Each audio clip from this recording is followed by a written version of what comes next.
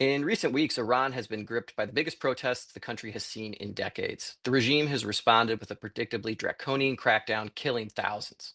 Meanwhile, President Trump has threatened military action if the regime continues its repression. I'm Adam Gallagher, contributing fellow at Defense Priorities, and today I'm here with Rose Kelanic, the Director of Middle East Programs at Defense Priorities, to tell you three things you need to know about this situation.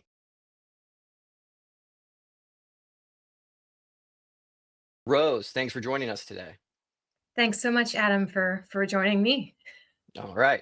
So, Rose, why don't you just start off by telling us what's driving these protests?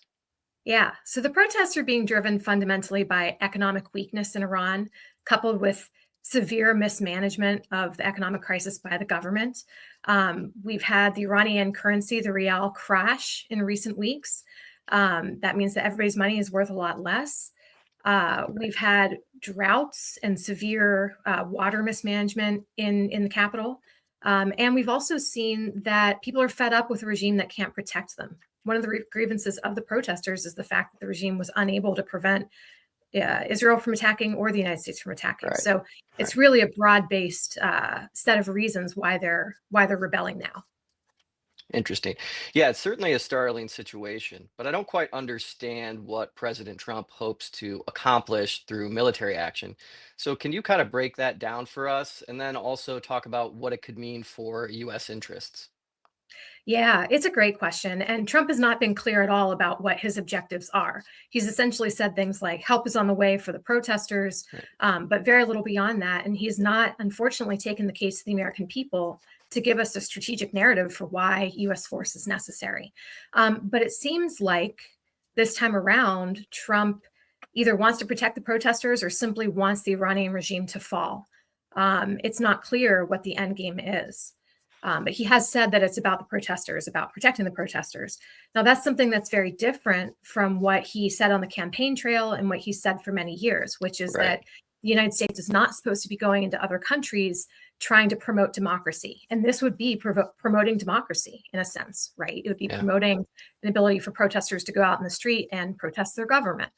Right. Um, it's not a traditional America first, putting America first strategy. It's much closer to the neoconservative sorts of interventions that we've seen in the past.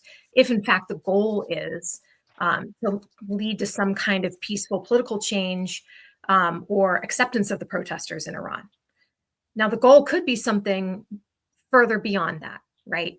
There's Yeah. some belief or concern or understanding that Trump might be trying to use this moment as leverage to Mm. get something out of Iran, right? To Okay. threaten, okay, the US is going to strike you. So if you want to avoid that in a moment of weakness for the regime, now's the time to come to the table and make a nuclear deal with us. I personally don't think it's just a bargaining gambit. I think that there's something more to it than that. Trump and Netanyahu both have talked about the Iranian missile threats to the region. Now, those aren't a missile threat to the United States. Iran can't reach us with our missiles. But there's some suggestion that maybe Trump really has it out for the regime and may not think that he's going to have a new regime come into power, but at the very least weaken the regime that's currently in place. So, you made a pretty strong case for what this could or couldn't mean for US interests in the region. What do you think the Trump administration should do instead amid these protests in Iran? Yeah, I mean, I think a lot of Americans, myself included, are rooting for the protesters. I would love to Right. see a peaceful democratic Iran, or at least just a peaceful Iran with a better regime in place. But we really should have questions about whether it's in the United States' interests to try to intervene to create that outcome, and whether our intervention could prove counterproductive to those interests, right? Now, that said, it's not a strategic interest. Like, as much as my heart of hearts, I want things to work out for the people in Iran, that doesn't mean that it needs to be under the United States purview to ensure that we have better governance all over the world in places like Iran. And Iran is a country where there is a long history of foreign involvement, a long history of US involvement that has not played out well for us in the end. I mean, there's a lot of resentment still over US intervention in Iran in the 1950s, over our support for the Shah, whose regime was brutal during the 1970s, et cetera, et cetera. So, I think the best thing for US interests is to allow this to unfold organically, see what Hmm. happens in Iran. If we bomb the regime, we risk making the regime more popular, right? Yeah.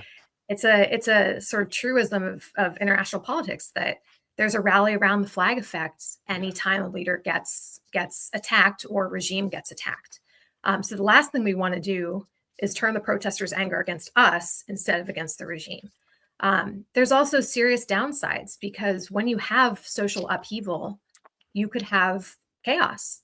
This could turn into some kind of civil war. It could turn into a long time conflict like we've seen in places like Libya or places like Syria.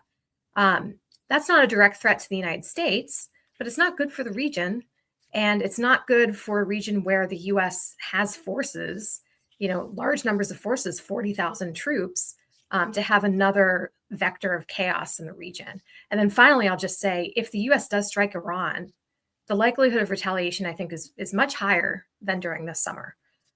This summer, there were people in the regime that made the case, hey, we have to strike back harder. This retaliation at the air base after telling the US we were coming wasn't enough to reestablish deterrence. And those Right. hardliners are going to be strengthened if we strike Iran. They're going to turn around to the supreme leader and say, look, we told you we should have acted more strongly in the summer. So we have to act strongly now. And again, Iran can't directly threaten the United States, but they can attack our forces in the region, which includes 2,500 troops in Iraq, another 1,000 in Syria that are not in big bases like Al Udeid, right? They're in these little outposts that don't have the same kind of missile defense capabilities, and they're frankly vulnerable. They're hostages to Iran.